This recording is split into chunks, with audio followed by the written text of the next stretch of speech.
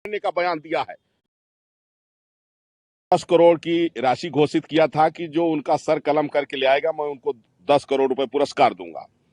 इसके बाद जो है उन्होंने कहा कोई फर्क नहीं पड़ता। तो हमने कहा कि अगर जरूरत पड़ी तो मैं इसको और इनाम बढ़ाऊंगा और फिर हमने घोषणा किया कि मैं जो हमारे ऊपर जो है राष्ट्रद्रोह का मुकदमा पंजीकृत कराया।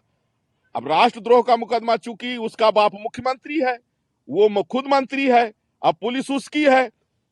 मुझे पता लगा है कि तमिलनाडु के डीजीपी रात भर रोए हैं बैठ करके, वहां की पुलिस रात भर रोई है इस बात को लेकर के, क्योंकि यह गलत हुआ है।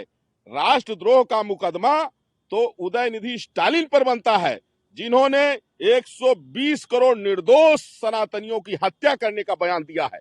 अब उनके बयान की प्रतिक्रिया में हमने कहा कि जिससे वो अपना बयान वापस ले लें, तो कहा कि नहीं, हम अपने बयान पर कायम हैं।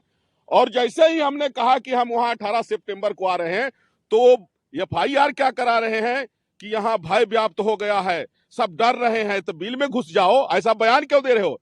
माने मेरा नाम सुनते ही कि मैं 18 सितंबर को आ रहा हूं, वहां भय व्याप्त हो गया। मैं गारंटी से कह रहा हूं, जनमत संग्रह करा लिया जाए, वहां उदयनिधि स्टालिन के बाप से ज्यादा समर्थक हमारे हैं वहां तमिलनाडु में, और तमिलनाडु में पूरे देश में। इसलिए जिस तरह से उन्होंने बयान दिया है, उनके ऊपर राष्ट्रद्रोह का मुकदमा पंजीकृत होना चाहिए। ये तो उल्टा है, कहते उल्टा चोर कोतवाल को डांटे।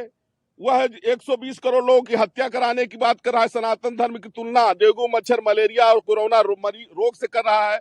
सनातन धर्म को समाप्त करने की बात पहले वो के, तो उसके ऊपर राष्ट्रद्रोह का मुकदमा पंजीकृत होना चाहिए, मेरे ऊपर नहीं। क्योंकि मैं 120 करोड़ जो है सनातनियों का आचार्य जगत गुरु परमहंस आचार्य बोल रहा हूं। हमने कभी भी हिंसा की बात नहीं की, लेकिन जब तुम 120 करोड़ लोगों की हत्या की बात किए हो, सनातन धर्म को समाप्त करने की बात किए हो, तो प्रतिक्रिया में हमने बयान दिया है। और अगर बयान तुम वापस नहीं लोगे तो गर्दन तुम्हारी कटेगी।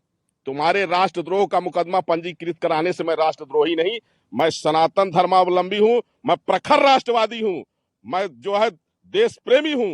राष्ट्रद्रोही तो तेरा बाप है, राष्ट्रद्रोही तो तू है, और तुम्हारी औकात मैं दिखा दूंगा। क्या महाराज आपकी तरफ से भी कोई एप्लीकेशन वगैरह दाखिल की जाएगी? हमने भी जो है तो अयोध्या कोतवाली में उसके खिलाफ राष्ट्रद्रोह का मुकदमा पंजीकृत करने के लिए उससे पहले हमने जो है तो तहरीर दिया है, लेकिन उसके खिलाफ नहीं हुआ।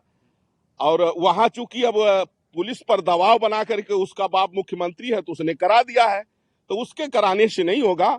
उसकी छठी का दूध मैं याद दिला दूंगा।